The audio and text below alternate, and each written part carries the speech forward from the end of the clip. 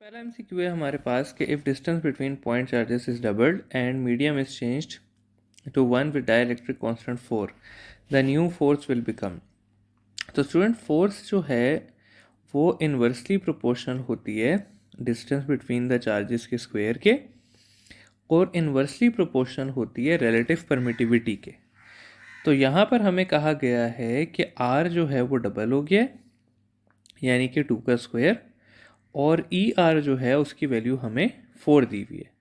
तो ये हो जाएगा 1/4 इंटू 1/4 इक्वल टू 1/16। तो यानी कि f/16 जो है वो इसका करेक्ट आंसर हो जाए। नेक्स्ट सवाल है जी कि battery of EMF E and internal resistance R is connected to a variable resistor R. Basically ये बात की हुई है कि एक बैटरी है, उसकी इंटरनल रेजिस्टेंस स्मॉल आर है और उसकी एक्सटर्नल रेजिस्टेंस को नाम दिया हुआ है R1 का। हमें कहा हुआ है कि मैक्सिमम पावर कब ट्रांसफ़र होगी। तो स्टूडेंट्स, ये बात याद रखिएगा कि मैक्सिमम पावर ट्रांसफ़र तब होता है जब हमारे पास एक्सटर्नल रेजिस्टेंस और इंटरनल रेजिस्टेंस इक्वल हो जाए। यहाँ पर एक्सटर्नल रेजिस्टेंस का नाम R1 है, तो ये R1 हो जाएगा। मैक्सिमम पावर की इक्वेशन क्या होती है? मैक्सिमम पावर की इक्वेशन होती है EMF square divided by 4R भी लिख सकते हैं, और EMF square divided by 4 small r भी लिख सकते हैं। ठीक है, बाकी ऑप्शंस को भी थोड़ा सा देख लेते हैं ज़रा। अगर स्टूडेंट्स एक्सटर्नल रेजिस्टेंस ज़ीरो हो जाए तो इसको हम कहते हैं शॉर्ट सर्किट। ठीक है, और शॉर्ट सर्किट में एक्सटर्नल रेजिस्टेंस ज़ीरो होती है और करंट इनफाइनाइट हो जाता है। और अगर एक्सटर्नल रेजिस्टेंस इनफाइनाइट हो जाए तो इसको हम कहते हैं ओपन सर्किट। तो ओपन सर्किट में एक्सटर्नल रेजिस्टेंस इनफाइनाइट हो जाती है और करंट ज़ीरो हो जाता है। ठीक है, अच्छा जी, तो इसका आंसर था हमारे पास कि R1 is equal to R, अगर हमें मैक्सिमम पावर आउटपुट का पूछा हुआ है तो। नेक्स्ट सवाल है, what is the effect of electric field as a distance from infinite conducting plate is doubled. अच्छा, electric field application of Gauss's law में electric field due to infinite sheet का फॉर्मूला है, क्या फॉर्मूला है जी हमारे पास? E is equal to sigma by 2E0, या सिग्मा को मैं लिख सकता हूँ Q बाय 2A E0। तो इन दोनों ही अगर मैं इक्वेशंस में देखूं तो इलेक्ट्रिक फील्ड का डिस्टेंस फ्रॉम प्लेट के साथ कोई रिलेशन नहीं बन रहा। तो डिस्टेंस आप ज़्यादा कर लें, लेकिन जब तक आप फील्ड के अंदर हैं तो क्या रहेगी? इलेक्ट्रिक फील्ड रिमेन्स सेम, क्योंकि इसका डिस्टेंस के साथ कोई रिलेशन नहीं है। नेक्स्ट है जी, bulb A is rated as 200 volt and 60 watt. तो ये बल्ब ए है हमारे पास, उसकी पावर हमें दी हुई है इन्होंने 60 वॉट और पोटेंशियल दिया हुआ है 200 वोल्ट। और बल्ब बी का हमें बोला हुआ है कि उसकी पावर जो है वो है 100 वॉट और उसका पोटेंशियल भी जो है वो है 200 वोल्ट। अब सवाल ये है कि किसकी रेजिस्टेंस ज़्यादा है। अच्छा, अब यहाँ पर स्टूडेंट कॉन्सेप्ट ये है कि पावर और रेजिस्टेंस दो इक्वेशन से रिलेटेड है। Power is equal to V square by R से भी, और power is equal to I square R से भी। अगर मैं ये फर्स्ट वाली इक्वेशन लेके चलूँ तो पावर और रेजिस्टेंस का इन्वर्स रिलेशन है, जिसकी पावर कम होगी उसकी रेजिस्टेंस ज़्यादा होगी, और इस हिसाब से 60 वॉट वाले की रेजिस्टेंस ज़्यादा होगी। लेकिन अगर मैं इस इक्वेशन को लेके चलूँ तो पावर और रेजिस्टेंस का डायरेक्ट रिलेशन है, यानी कि जिसकी पावर ज़्यादा है उसकी रेजिस्टेंस ज़्यादा है, और इस हिसाब से 100 वॉट वाले की होगी। तो स्टूडेंट्स, एक बात मेरी याद रखिएगा कि हमेशा हम ये वाला फैक्टर लेके चलते हैं रेजिस्टेंस के लिए, क्योंकि ये इक्वेशन पैरेलल के लिए है, और जितने भी डिवाइसेस मैन्युफैक्चर किए जाते हैं वो पैरेलल सर्किट के लिए किए जाते हैं। तो पावर और रेजिस्टेंस को हम हमेशा इन्वर्स रिलेशन लेके चलते हैं, और इसलिए R A will be greater than R B. 60 watt bulb की रेजिस्टेंस ज़्यादा होगी 100 वॉट बल्ब की रेजिस्टेंस से। नेक्स्ट है जी कि 2 point charges +2 and -2 are placed at 6 centimetre. What is the magnitude of electric field at the mid point. अच्छा, अब ये है ना स्टूडेंट्स के इस सवाल को इस तरह से किया जाएगा कि सबसे पहले आपको पता होना चाहिए कि नेट इलेक्ट्रिक फील्ड का फॉर्मूला क्या है। तो स्टूडेंट्स, अगर हमारे पास लाइक चार्जेस होंगे, ठीक है, तो जब भी लाइक चार्जेस होंगे तो नेट इलेक्ट्रिक फील्ड हम फाइंड करेंगे E1 माइनस E2 करके, और जब भी हमारे पास अनलाइक चार्जेस होंगे तो हम इलेक्ट्रिक फील्ड फाइंड करेंगे E1 प्लस E2 करके। ठीक है, तो यहाँ पर क्योंकि हमारे पास अनलाइक चार्जेस हैं तो इसलिए हम ये वाला फॉर्मूला लेके चलेंगे, E net is equal to E1 plus E2। तो यहाँ पर अगर मैं लिखूँ तो मैं लिख सकता हूँ K Q by R square plus K Q by R square. ये हो जाएगा जी स्टूडेंट्स, के हमारे पास है 9 इंटू 10 पावर 9, क्यू हमारे पास है 2 इंटू 10 पावर माइनस 6, और आर स्क्वेयर है हमारा। अब टोटल डिस्टेंस अगर 6 सेंटीमीटर है तो उसका हाफ हो जाएगा 3 सेंटीमीटर, क्योंकि हमने मिड में फाइंड करना है। तो ये हो जाएगा 3 इंटू 10 पावर माइनस 2 का स्क्वेयर। फिर इसके साथ यही चीज़ ऐड हो जाएगी, 9 into 10 power 9 into 2 into 10 power minus 6 divided by 3 into 10 power minus 2 का स्क्वेयर। तो जब मैं इसे सॉल्व करूंगा स्टूडेंट्स तो ये पहले का आंसर आ जाएगा मेरे पास 2 इंटू 10 पावर 7 और plus 2 into 10 power 7 which is equal to 4 into 10 power 7 newton per coulomb, जो कि है हमारा ऑप्शन नंबर सी। तो ये है स्टूडेंट्स के नेट इलेक्ट्रिक फील्ड जब भी आपसे पूछी जाए हम इस तरह से सॉल्व कर सकते हैं। नेक्स्ट सवाल है, consider the ohm curve for two materials A and B. अच्छा, ये कर्व इस तरह का बना हुआ था, यहाँ पे मौजूद नहीं है, कि ये मेरे पास ए था और ये मेरे पास बी था। ये पूछा हुआ है कि इसमें से कौन सा ऑप्शन करेक्ट है। तो स्टूडेंट्स ये जो ओहम कर्व की स्लोप होती है ना, सबसे पहले हमें ये पता होनी चाहिए। तो ओहम कर्व की स्लोप होती है I बाय वी या 1 बाय आर। तो वो स्लोप बेसिकली हमें कंडक्टेंस बताती है। यहाँ पर अगर मैं देखूँ तो A का एंगल ज़्यादा है, B का स्लोप कम है, तो A की कंडक्टेंस जो है वो ज़्यादा है B की कंडक्टेंस से। लेकिन यहाँ पर हमसे पूछा हुआ है रेजिस्टेंस का। तो स्टूडेंट्स कंडक्टेंस और रेजिस्टेंस का इन्वर्स रिलेशन होता है, तो A की resistance will be less than B की रेजिस्टेंस। तो A की resistance will be less than B की रेजिस्टेंस। नेक्स्ट सवाल है, introducing a dielectric between plates of a capacitor while keeping the battery connected will. अच्छा, ये अब स्टूडेंट बहुत कॉन्सेप्चुअल सवाल है। जब कैपेसिटेंस हम चेंज करते हैं ना तो हम इसको दो तरीके से डील करते हैं। हमें सबसे पहले ये देखना होता है कि हमारा कैपेसिटर कनेक्टेड है या फिर हमारा कैपेसिटर डिसकनेक्टेड है। ये बात हो रही है कि जब भी कैपेसिटेंस हम चेंज करेंगे तो क्या होगा।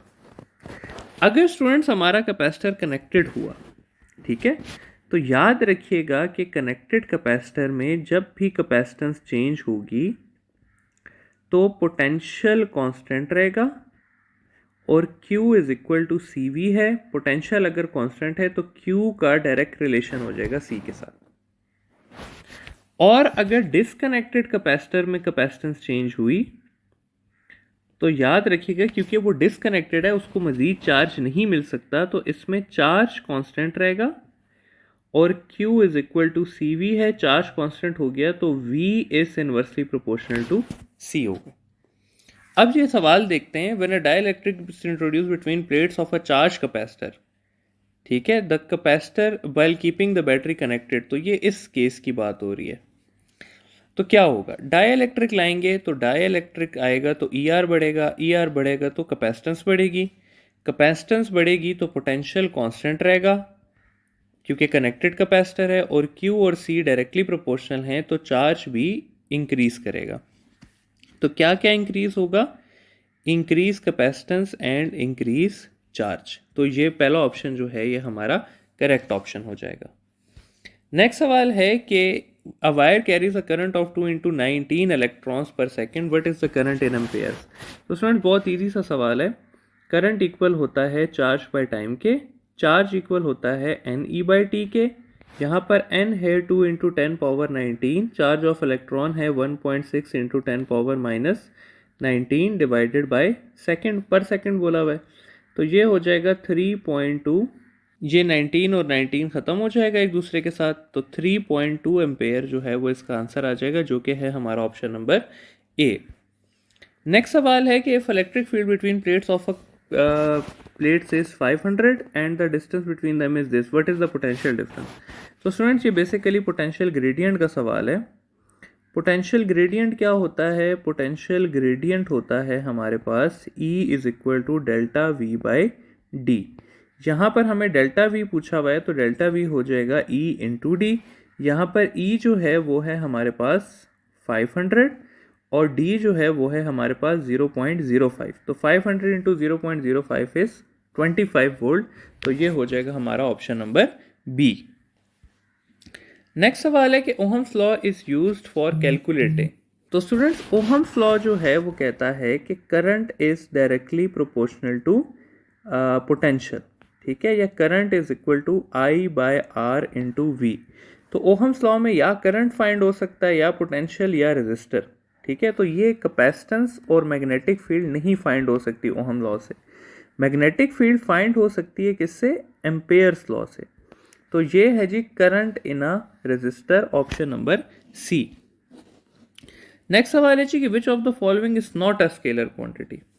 तो स्टूडेंट्स इलेक्ट्रिकल पोटेंशियल होता है V और V जो है वो स्केलर क्वांटिटी ही होता है। इलेक्ट्रिक फ्लक्स होता है ये और ये होता है डॉट प्रोडक्ट। तो dot product is a scalar quantity और कैपेसिटेंस भी जो है वो भी स्केलर होती है। लेकिन electric field intensity vector quantity होती है और इसको हम 2-3 तरीके से वेक्टर में लिख सकते हैं। इसको इस तरह भी लिख सकते हैं, K Q by R square into R cap भी लिख सकते हैं, और finally K Q by R cube into R vector भी लिख सकते हैं। तो ये 3 फॉर्म्स है इलेक्ट्रिक फील्ड को लिखने की। नेक्स्ट सवाल आता है स्टूडेंट्स हमारे पास कि the resistance of a copper wire at 2 ohm at 0 degree. तो टेम्परेचर कोएफिशिएंट इतना है, what is will be its resistance as 50 degree. तो स्टूडेंट बहुत इजी सा सवाल है, अल्फा का सवाल है। बेसिकली अल्फा इक्वल होता है R T minus R not divided by R not delta T. या इसी को मैं अगर रीअरेंज करूँ तो मैं इस तरह से भी लिख सकता हूँ R T is equal to R nought 1 plus alpha delta T. तो यहाँ पर अगर मैं आर टी फाइंड करना है तो आर नॉट है हमारे पास 2, यहाँ पर आगे जी 1 प्लस अल्फा हमें दिया हुआ है 0.04 और डेल्टा टी हमें दिया हुआ है 50, क्योंकि 50 माइनस 0 इज 50। तो ये हो जाएगा स्टूडेंट्स 2 1 माइनस ये हो जाएगा 0.2 1 प्लस सॉरी, तो ये हो जाएगा 2 इंटू 1.2 इक्वल टू 2.4 ओहम, जो कि है यहाँ पे हमारा ऑप्शन नंबर ए। नेक्स्ट सवाल आता है 2 point charges experiences a force of 2 newton when placed 3 metre apart, what will be the force if they are placed at 1 metre apart.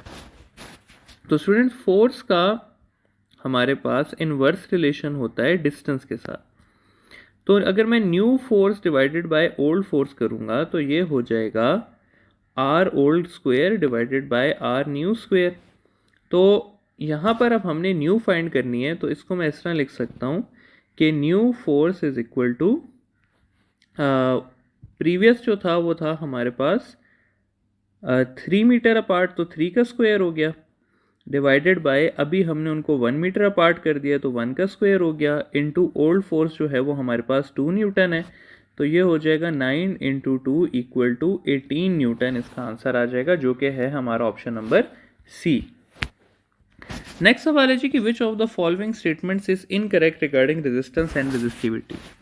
तो स्टूडेंट्स देखिए रेजिस्टेंस इक्वल होता है रो एल बाय ए के। तो resistance जो है वो रेजिस्टिविटी पे डिपेंड करता है, लेकिन रेजिस्टिविटी इक्वल होता है आर ए बाय एल पे, और रेजिस्टिविटी जो है वो इस इक्वेशन का कांस्टेंट है, और कांस्टेंट उस इक्वेशन में आने वाली किसी चीज पे भी डिपेंड नहीं करता, तो it is independent of R A and L. Resistivity depends upon 2 things, temperature and material. तो ये सिर्फ टेम्परेचर और मटेरियल पे डिपेंड करता है, आर ए और एल पे नहीं करता। तो resistivity is independent of resistance, ये बात ठीक है। Resistance is independent of resistivity नहीं, ये भी ठीक है। तो सिर्फ ये जो सेकंड इक्वेशन है ये गलत है, ठीक है, तो ये हमारा करेक्ट ऑप्शन हो जाएगा। विच of the following is correct if you follow electric field line of a negative charge. अब स्टूडेंट्स अगर आप electric field line of a positive charge को फॉलो करेंगे ना, तो पॉजिटिव चार्ज की लाइन दूर जाती है। अगर आप नेगेटिव चार्ज की लाइन को फॉलो करेंगे तो नेगेटिव चार्ज की लाइन करीब आती है, ठीक है। पॉजिटिव लाइन को जब भी फॉलो करेंगे तो आप चार्ज से दूर जाएंगे और इलेक्ट्रिक फील्ड डिक्रीज करेगी। नेगेटिव चार्ज को जब भी फॉलो करेंगे तो इलेक्ट्रिक फील्ड इंक्रीज करेगी। लेकिन पॉजिटिव चार्ज से अगर एक यूनिट पॉजिटिव चार्ज दूर जा रहा होगा तो उसका पोटेंशियल डिक्रीज करेगा, और अगर एक नेगेटिव चार्ज के पास आ रहा होगा तब भी उसका पोटेंशियल डिक्रीज ही करे। तो इलेक्ट्रिक फील्ड पॉजिटिव की डिक्रीज करती है, नेगेटिव की इंक्रीज करती है, लेकिन पोटेंशियल जो है वो दोनों का ही डिक्रीज करता है, ठीक है। तो यहां पर लिखा हुआ है कि फॉर नेगेटिव चार्ज, तो for negative charge electric field increases and potential decreases. Option number B जो है वो हमारा करेक्ट ऑप्शन हो जाएगा। The internal resistance of an ideal battery is, तो स्टूडेंट्स आइडियल बैटरी की इंटरनल रेजिस्टेंस 0 होती है। E is equal to V T plus I R होता है। इंटरनल रेजिस्टेंस जब 0 हो जाएगी तो EMF हमारे पास हो जाएगा इक्वल टू टर्मिनल पोटेंशियल। तो आइडियल सर्किट में ये बात भी याद रखें कि टर्मिनल पोटेंशियल जो है वो EMF के इक्वल भी होता है। अच्छा, नेक्स्ट सवाल आता है स्टूडेंट्स हमारे पास कि consider two charges A and B place at a distance R from each other. If A is equal to B then at R/2 potential is. अब हमें ये बोला है कि एक A चार्ज है, लेट से ये मैं कहता हूँ ये A चार्ज है 2 कूलम का, और ये B चार्ज है हमारे पास, ये भी 2 कूलम का पड़ा हुआ है। अच्छा, अब इनके सेंटर में मुझसे पूछा हुआ है R/2 पे ना, अगर ये R है तो इस पॉइंट को R/2 कहूँगा। तो इस R/2 पे मुझसे पूछा है कि पोटेंशियल कितना होता है।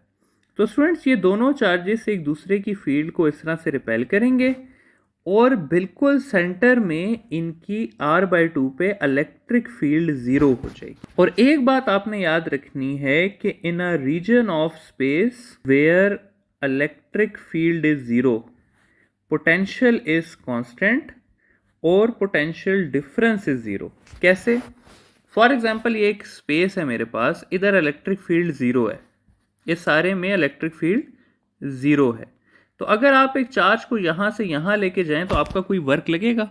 नहीं लगेगा। और अगर वर्क नहीं होगा तो क्या कोई पोटेंशियल डिफरेंस होगा? नहीं होगा। तो पोटेंशियल डिफरेंस 0 होगा, और पोटेंशियल डिफरेंस 0 होने का मतलब है कि पोटेंशियल जो है वो कांस्टेंट होगा, ठीक है।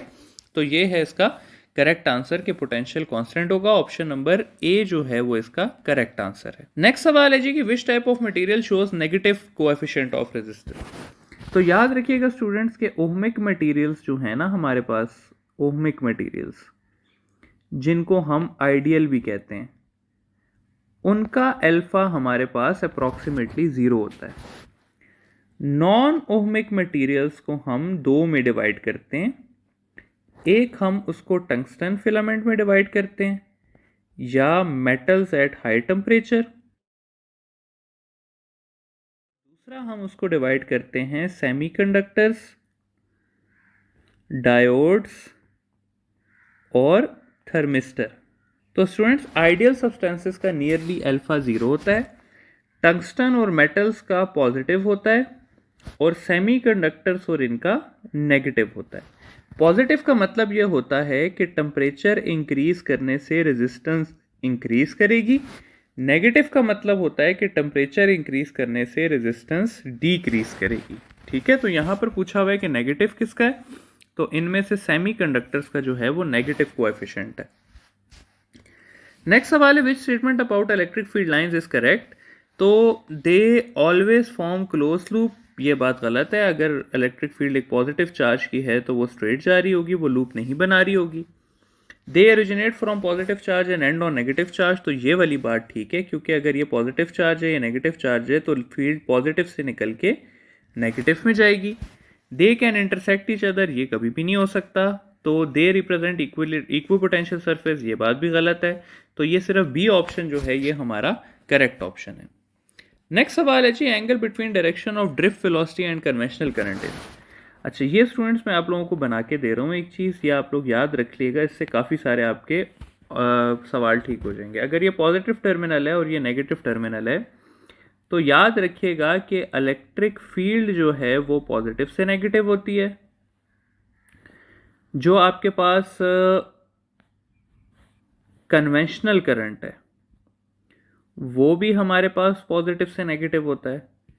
जो हमारे पास ड्रिफ्ट वेलोसिटी है वो नेगेटिव से पॉजिटिव होती है। और फाइनली जो स्टडी करंट है या जो इलेक्ट्रॉनिक करंट है वो भी हमारे पास नेगेटिव से पॉजिटिव ही होता है। तो अब इसी तरह के सवाल आएंगे, देखेंगे direction between drift velocity and conventional current. तो ड्रिफ्ट वेलोसिटी नेगेटिव से पॉजिटिव है, कन्वेंशनल करंट पॉजिटिव से नेगेटिव है, तो इनके बीच कितना एंगल हुआ, 180 डिग्री हुआ। ऑप्शन बी हमारा करेक्ट आंसर है।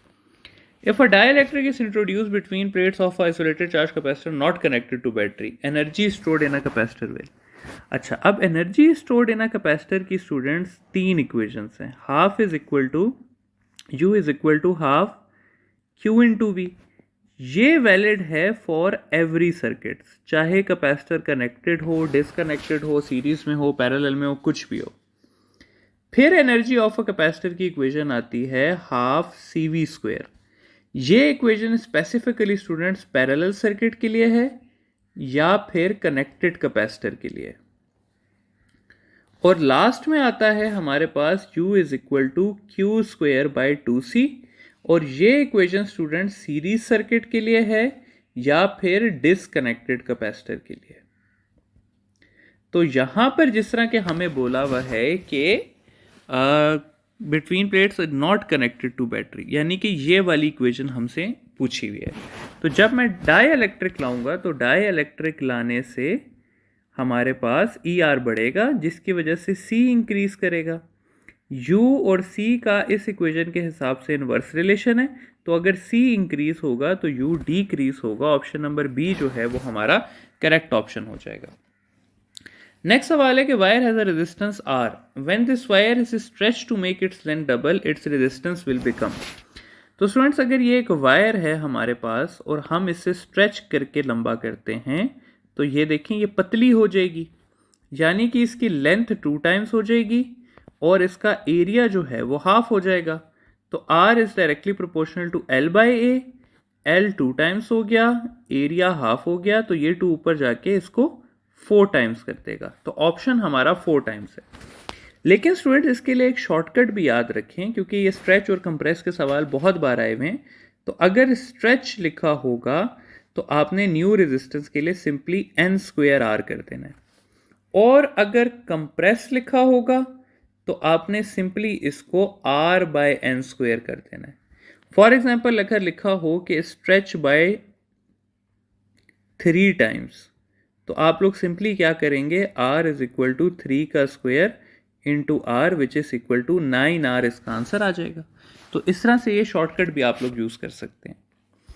नेक्स्ट सवाल है कि 2 charges exert a force of 8 newton in air, what will be the force in a medium with K is equal to 6। अच्छा जी, तो स्टूडेंट्स K बेसिकली इसमें डाइलेक्ट्रिक कांस्टेंट को लिखा हुआ है। तो डाइलेक्ट्रिक कांस्टेंट जो है वो अगर मैं देखूं तो F मीडियम बाय, तो F air by F medium जो है वो इक्वल होता है डाइलेक्ट्रिक कांस्टेंट के। तो यहाँ पर अगर मैंने मीडियम फाइंड करना है तो मीडियम इक्वल हो जाएगा F एयर बाय K के। यहाँ पर F एयर जो है वो 18 न्यूटन है, तो 18 बाय 6 हमारे पास आ जाएगा 3 न्यूटन, जो कि है हमारा ऑप्शन नंबर बी। नेक्स्ट सवाल है जी कि if terminal potential of a circuit is of a circuit and E is EMF of a battery, then for which circuit internal resistance is 0।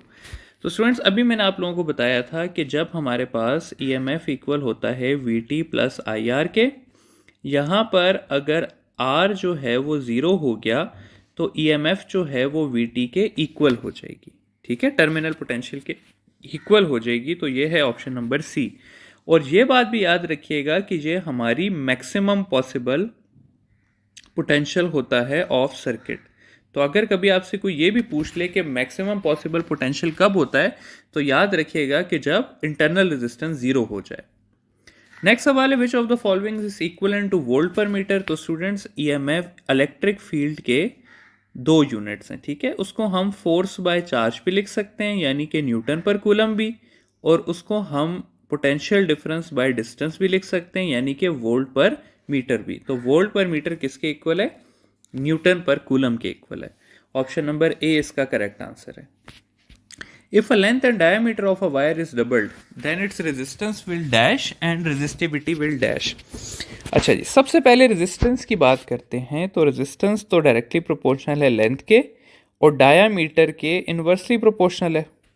तो अगर मैं लेंथ को भी डबल करूंगा और डायामीटर को भी डबल करूंगा तो ये हो जाएगा 1/2, यानी कि रेजिस्टेंस विल हाफ। तो पहला तो ये है कि ये हाफ होगा। रेजिस्टिविटी का अगर हम देखें तो रेजिस्टिविटी जो है वो ना ही रेजिस्टेंस पे डिपेंड करती है, ना ही एरिया पे, ना ही लेंथ पे। वो किस पे सिर्फ डिपेंड करती है? टेम्परेचर और मटेरियल। और इस सवाल में ना ही टेम्परेचर चेंज हो रहा है ना ही मटेरियल। तो resistance will become half and resistivity will remain same. तो resistance will become half and resistivity will remain same. Option number C जो है वो हमारा करेक्ट ऑप्शन है। A capacitor discharges through a resistor. The voltage across the capacitor decreases तो exponentially with time। ठीक है, इसका जो कर्व आता है स्टूडेंट्स पोटेंशियल और चार्ज का, वो कुछ इस तरह से आता है कि हर टाइम कांस्टेंट के बाद, फॉर एग्जांपल ये फर्स्ट टाइम कांस्टेंट है, ये सेकंड है, ये थर्ड है, ये फोर्थ है, तो हर टाइम कांस्टेंट के बाद 63% डिस्चार्ज होता है। फॉर एग्जांपल अगर ये 50 है तो इतना डिस्चार्ज हो जाएगा। फिर अगले टाइम कांस्टेंट के बाद ये जो रिमेनिंग जगह है इसका 63 डिस्चार्ज होगा, फिर उसका 63। तो ये देखें ये कर्व हमारे पास कौन सा कर्व बन रहा है? ये एक्सपोनेंशियल कर्व बन रहा है। तो पोटेंशियल और चार्ज दोनों डिक्रीज होते हैं एक्सपोनेंशियली। चार्जिंग में एक्सपोनेंशियली डिक्रीज करते हैं और डिस्चार्जिंग में भी एक्सपोनेंशियली डिक्रीज करते हैं, ठीक है। नेक्स्ट सवाल है कि when a wire is bend in a form of solenoid it's resistance will. तो स्टूडेंट्स अगर एक वायर है, लेट से, अच्छा एक वायर है मेरे पास, स्ट्रेट वायर है, और उसको मैंने कन्वर्ट कर दिया इस तरह से एक कॉइल में। तो स्टूडेंट्स रेजिस्टेंस इक्वल है रेजिस्टिविटी L/A के। रेजिस्टिविटी भी इसमें सेम रही क्योंकि मटेरियल नहीं चेंज हुआ, लेंथ भी वायर की वही रही और एरिया भी वायर का वही रहा। तो जब तीनों चीज़ें सेम रहेंगी तो रेजिस्टेंस भी क्या रहेगी? सेम ही रहेगी। तो ऑप्शन नंबर सी जो है वो हमारा करेक्ट आंसर है।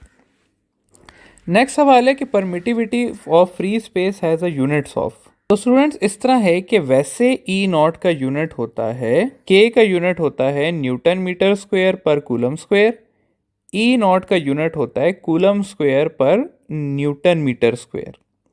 लेकिन इस कूलम स्क्वायर पर न्यूटन मीटर स्क्वायर को मैं फैरेड बाय मीटर भी लिख सकता हूँ, ये आपको पता होना चाहिए। अच्छा, तो इसका आंसर है farad by metre, option number D.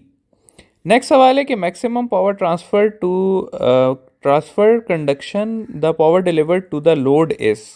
अच्छा जी, तो ये स्टूडेंट्स काफ़ी टफ क्वेश्चन है, ठीक है। सबसे पहले तो आपको ये पता होना चाहिए कि ये इस तरह है कि अगर ये इंटरनल रेजिस्टेंस है हमारे पास, इसको स्मॉल आर लिख देता हूँ, ये हमारे पास एक्सटर्नल रेजिस्टेंस है। तो मैक्सिमम पावर आउटपुट पे जो कि यहाँ पे लिखा हुआ है कि मैक्सिमम पावर आउटपुट है, तो उस कंडीशन में R is equal to R होता है।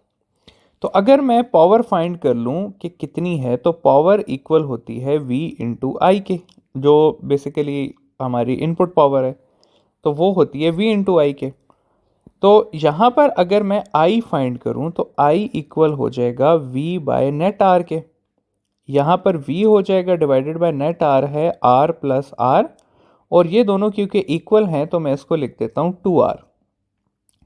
ये वाली इक्वेशन जब मैं यहाँ पर डालूंगा तो पावर हमारे पास बन जाएगी V into V divided by 2R is equal to V square by 2R। और मैक्सिमम पावर आउटपुट की क्या इक्वेशन होती है, अभी हमने थोड़ी देर पहले पढ़ी थी, वो होती है V स्क्वायर बाय 4R। ठीक है, तो अगर हमने फाइंड करनी है कि कितनी पावर डिलीवर होगी तो उसके लिए हम क्या करेंगे, उसके लिए हम मैक्सिमम को आउटपुट को डिवाइडेड बाय इनपुट के साथ डिवाइड कर देंगे। तो पावर मैक्सिमम आउटपुट है V by 4R divided by V square by 2r। ये वी स्क्वायर से कैंसिल हो जाएगा, r से हो जाएगा, और ये हो जाएगा 2/4 equal to 1/2 which is equal to 50% of total power. Option number C जो है वो हमारा करेक्ट आंसर हो जाएगा। नेक्स्ट है कि at t is equal to 0 in discharging capacitor the current is. तो स्टूडेंट्स इस तरह है कि अगर मैं ग्राफ बनाऊं कि ये मेरे पास डिसचार्जिंग का कर्व है और ये मेरे पास चार्जिंग का कर्व है, ठीक है। तो डिसचार्जिंग में ये टाइम एक्सेस होता है, ये चार्ज का एक होता है, ठीक है। डिसचार्जिंग में एट टाइम 0 जो है वो कैपेसिटर मैक्सिमम चार्ज हुआ होता है, और जैसे जैसे टाइम गुजरता है उसकी चार्जिंग कम होती है, जबकि चार्जिंग के दौरान eight t0 capacitor minimum charge हुआ होता है और वक्त के साथ साथ उसकी कैपेसिटेंस बढ़ती है। तो डिसचार्जिंग में अगर टाइम 0 है तो करंट हमारे पास मैक्सिमम होगा, चार्ज का फ्लो जो है वो मैक्सिमम होगा, ठीक है। नेक्स्ट सवाल है कि which of the following correctly defines alpha temperature coefficient. तो टेम्परेचर कोएफिशिएंट को स्टूडेंट्स हम इस तरह से लिखते हैं, alpha is equal to R T minus R not divided by R not delta T, ठीक है। या अगर रेजिस्टिविटी के लिए लिखूं तो इसको इस तरह से लिख सकते हैं, रेजिस्टिविटी माइनस ये divided by resistivity delta T. तो ये है स्टूडेंट्स कि ये जो हो गया ना ये चीज़, इसको हम कहते हैं फ्रैक्शनल चेंज इन रेजिस्टिविटी। तो fractional change in resistivity per unit temperature is called as alpha. तो ये है जी ऑप्शन नंबर सी। नेक्स्ट सवाल है कि if 10 microfarad is connected in series with 1 mega ohm resistor, what is the time constant. तो students time constant simply equal होता है R इंटू सी के, बस इसमें पोटेंशियल का करंट का कोई लेना देना नहीं होता। तो यहाँ पर R हमें दिया हुआ है इन्होंने 1 इंटू 10 पावर 6 ओहम, और कैपेसिटर दिया हुआ है 10 इंटू -6 फैरड। तो ये 1 इंटू 10 मिलके 10 सेकेंड हो जाएगा। अब इससे आगे आपसे ये भी पूछ सकते हैं कि कितना टाइम लगेगा to fully charge this capacitor. तो स्टूडेंट फुली चार्ज करने के लिए 5 टाइम कॉन्स्टेंट्स लगते हैं, तो 5 इंटू 10 50 सेकेंड हो जाता अगर आपसे ये सवाल पूछा होता कि कितना टाइम लगेगा इससे फुल चार्ज होने में। नेक्स्ट सवाल है कि steady current I is flowing through a conductor in a uniform cross section, any segment of the conductor has, ठीक है। तो स्टडी करंट अगर फ्लो कर रहा है तो इसका आंसर होगा 0 चार्ज, ठीक है। क्यों? क्योंकि अगर ये स्टडी करंट फ्लो कर रहा है तो जितने इलेक्ट्रॉन्स आपके यहाँ से इंटर कर रहे हैं उतने ही उस सेगमेंट से निकल रहे हैं, क्योंकि सब इलेक्ट्रॉन की वेलोसिटी कांस्टेंट है। तो ना ही इसके पास इलेक्ट्रॉन ज़्यादा होंगे ना ही इसके पास प्रोटॉन ज़्यादा होंगे, तो इसका नेट चार्ज कितना होगा? 0 होगा। ऑप्शन नंबर ए इसका करेक्ट आंसर है। नेक्स्ट सवाल है कि charge of +2 coulomb is move from point A to B against the electric field if the potential difference between how much work is done.